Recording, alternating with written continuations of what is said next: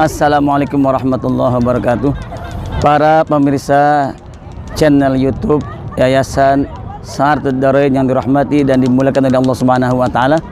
Saat ini kami berada di Kota Palembang, tepatnya di Jembatan Ampera, dalam rangka wisata religi ke Kota Palembang, Sumatera Selatan.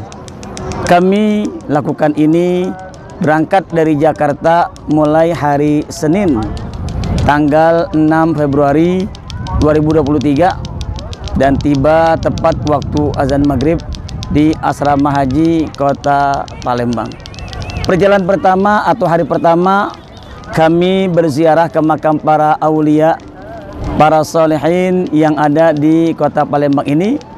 Yang pertama kami ziarah ke makam Kiai Marogan yang bernama Mas Agus Haji Abdul Hamid bin Mas Agus Haji Mahmud, di mana beliau salah seorang ulama karismatik penyebar dakwah Islam di negeri Palembang ini. Beliau adalah seorang ulama yang semasa dengan Syekhana Kiai Haji Muhammad Khalil Bangkalan dan semasa dengan Syekhana Syekh Nawawi Al-Bantani. Lalu setelah kami berziarah ke makam Kiai Marogan, kami juga melanjutkan perjalanan religi kami untuk ziarah ke makam Al-Habib Ahmad bin Hamid Al-Kaf, yang merupakan beliau adalah murid daripada Al-Habib Ahmad bin Abdullah bin Talib Al-Attas.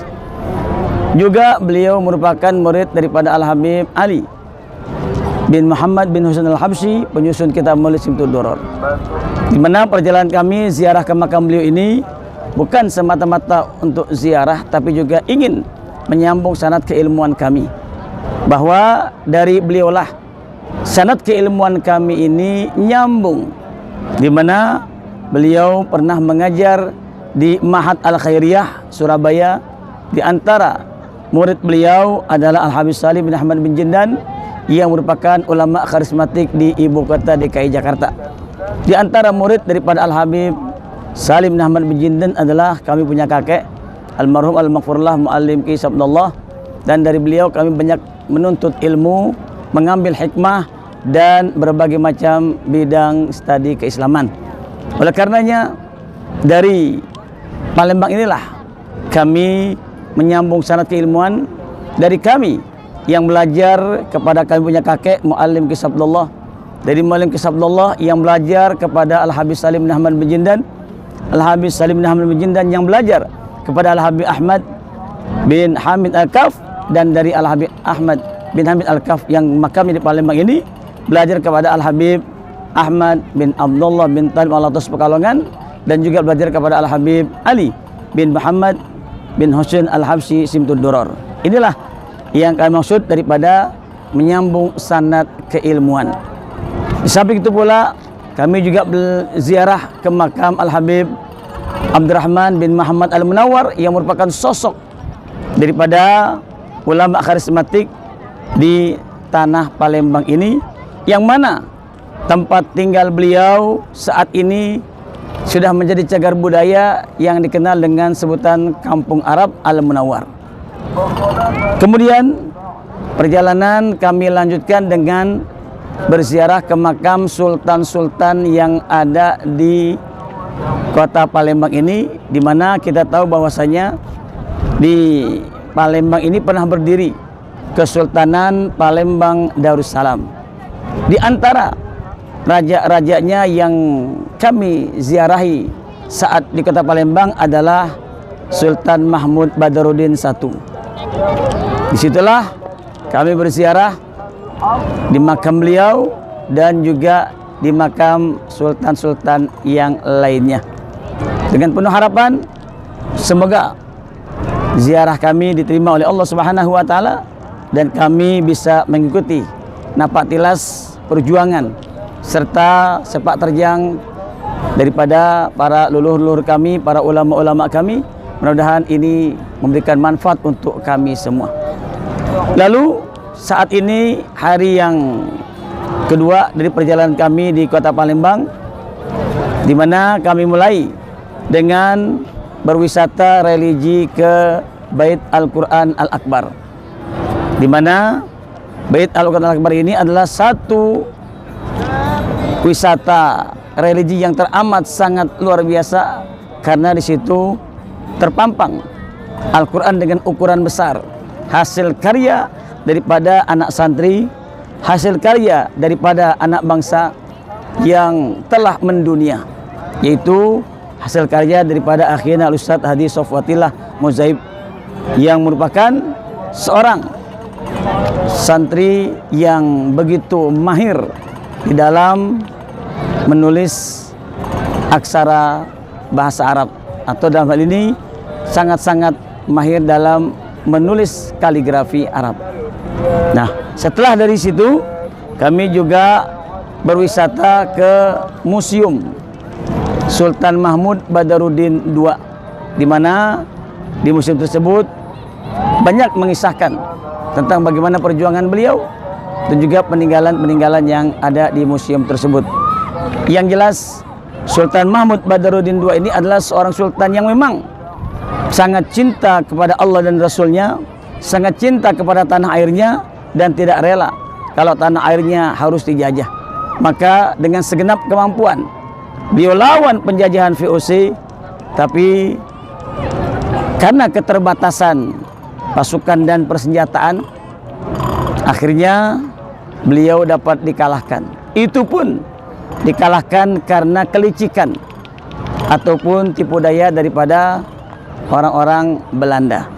Akhirnya beliau dapat dikalahkan dan beliau dan serta keluarga diasingkan ke Ternate, Maluku Utara, hingga akhirnya wafat dan dimakamkan di Ternate, Maluku Utara. Kemudian dari Museum Sultan Mahmud Badarudin II ini kami melanjutkan ke Museum Bala Putra Dewa, yang merupakan museum yang menyimpan benda-benda kuno yang berasal dari zaman dahulu. Bahwasanya dari Museum Bala Putra Dewa itu kami dapat mengetahui bahwa Palembang ini adalah kota yang merupakan kota tertua di bumi Nusantara ini, di mana kota ini telah berumur lebih dari 1.300 tahun. 1.300 tahun. Hal ini ditandai dengan prasasti-prasasti yang ada dan ditemukan di sekitar kota Palembang dan Sumatera Selatan.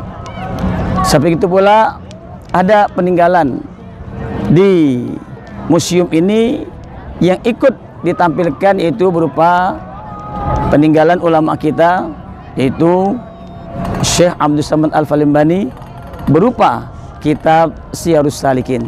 Hal ini menunjukkan bahwasanya pengurus daripada Museum Bala Putra Dewa bukan hanya menampilkan daripada benda-benda peninggalan terdahulu yang nuansanya bernuansa animisme, dinamisme, tapi juga peninggalan keislaman seperti halnya peninggalan ulama kita Syekh Abdul Samad Al-Falimbani berupa kitab Syiarus Salikin.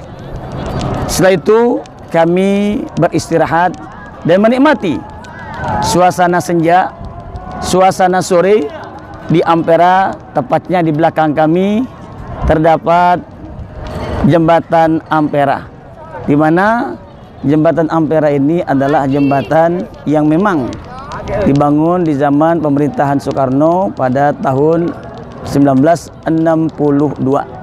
Kemudian setelah dibangun oleh masyarakat, diberi nama dengan nama Jembatan Soekarno, ya. Tapi saat itu Bung Karno merasa keberatan dengan nama Jembatan Soekarno karena melihat bagaimana perjuangan daripada rakyat Palembang dan juga keadaan rakyat Palembang, maka beliau mengusulkan bagaimana kalau jembatan yang menjadi ikon daripada kota Palembang ini diberi nama dengan Ampera, yang merupakan singkatan dari amanat penderitaan rakyat.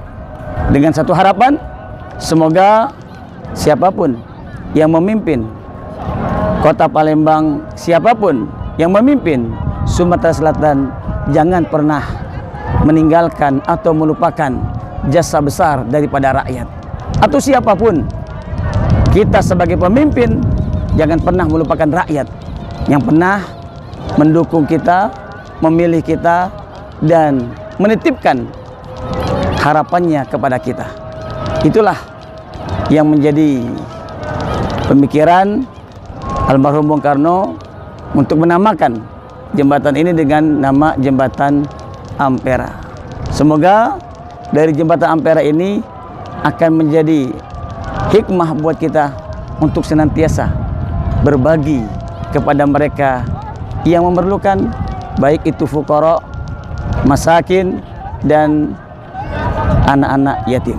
Demikianlah sedikit uraian kami dari kota Palembang dalam wisata religi kami di kota Palembang ini, yang insya Allah besok Yaumul Khamis tepat pagi pukul 8 kami harus keluar dari penginapan asrama haji kota Palembang untuk selanjutnya menuju kembali ke ibu kota DKI Jakarta. Mohon doa dari segenap pemirsa YouTube, channel YouTube Saad Darain. Semoga perjalanan kembali kami ke Jakarta Allah berikan kemudahan, Allah berikan kelancaran, Allah berikan keselamatan. Amin ya rabbal alamin.